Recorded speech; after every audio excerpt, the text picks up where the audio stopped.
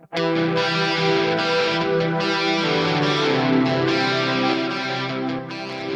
back to the Fourth Way Podcast.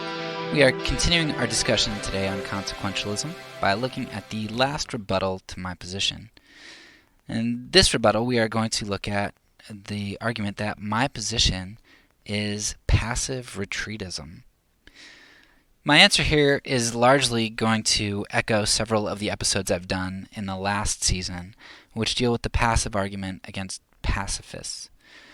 This chapter in the book is what I drew from for part 2 of the Romans 13 discussion as well.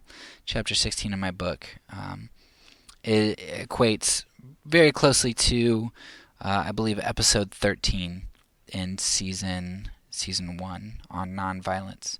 I'll link several of the applicable episodes below. So let's dive in.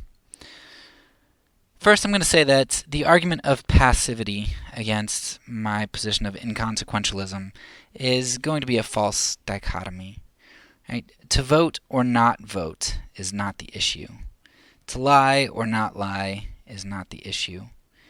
In voting, the question is, how do I love and better the world while loving God and everyone else at the same time? Not voting for a viable candidate is only passive and complacent if I refuse to answer that question through some other action.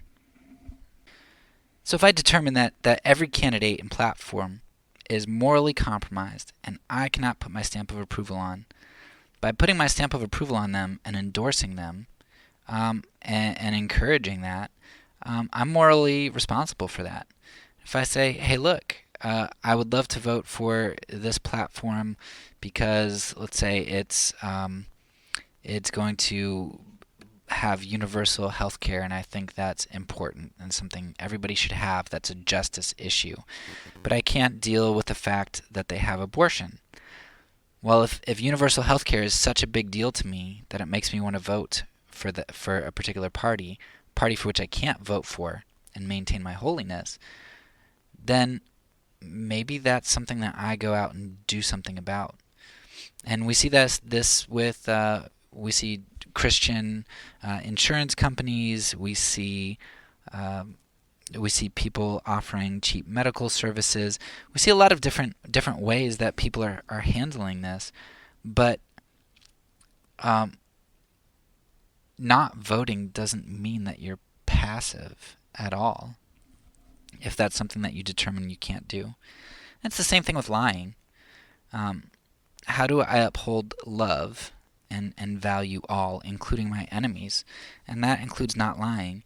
How are you going to tell me that if I'm hiding Jews in my house in Nazi Germany, but I'm unwilling to lie to save my life and theirs, how are you going to tell me that I'm being passive because I've already got Jews in my house and I'm refusing to love my enemies by just lying to their faces? How is that passive? It's not. You might think it's ineffective, but it's not passive. And there's just a false dichotomy to say that maintaining holiness is passive. Maybe it's a bad analogy, I don't know, but it seems to me like it's sort of like calling a marathon runner physically inactive because they don't have a gym membership.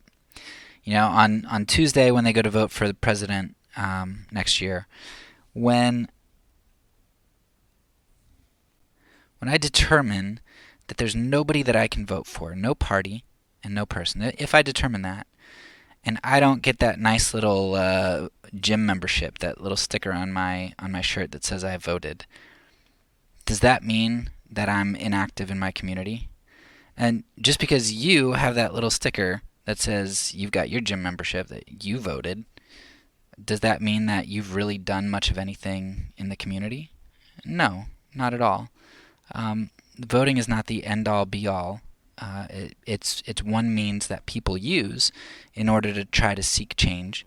And if you're happy having one 150 millionth of a say in something, and you think that that's doing something meaningful, I mean that's great, but that's a long way from really being active in the world, in and of itself at least. Point number 2, it seems to me that calling inconsequentialism passive turns prayer and faithfulness into sentimental, worthless means.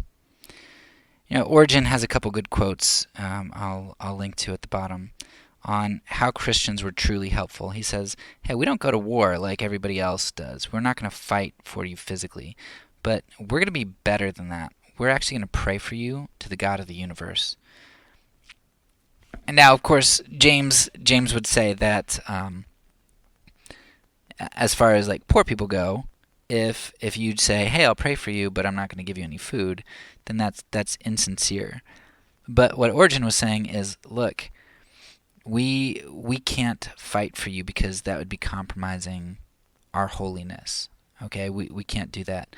But we are going to love our country, and we are going to pray that God is sovereign and helpful in it. But we're going to refuse to compromise. And trust me when I say that the holiness of the nation is very important in the eyes of God in terms of withholding his judgment on it. So by our prayer back here and by our faithful obedience and refusal to go out and kill people, we are doing a great good for our country. And it's one of those things that James is right, that if our answer to everything is prayer, prayer alone, that's a problem. If somebody has a need and we say, I'll pray for you, but don't provide for that need, and that's all we ever do, we just say, I'll pray for you, I'll pray for you, I'll pray for you, that's a problem. But I think there's an equal problem on the other end of the spectrum. If there is never a point that we can get to where we're at our wit's end and where there is no moral means for us to use, and the only thing we can do is pray. If we're not satisfied with coming to the end of our moral options and being content with simply praying, that's a problem too.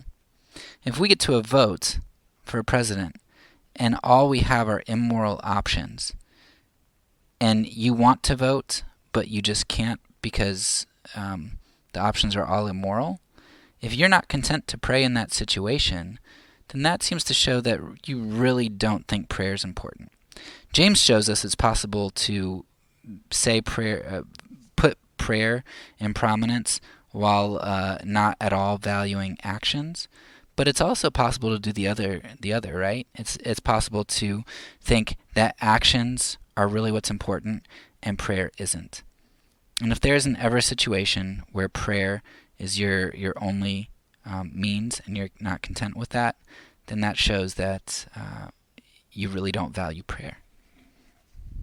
Strategies and actions are so important to us that we often are very willing to do those things by themselves without prayer.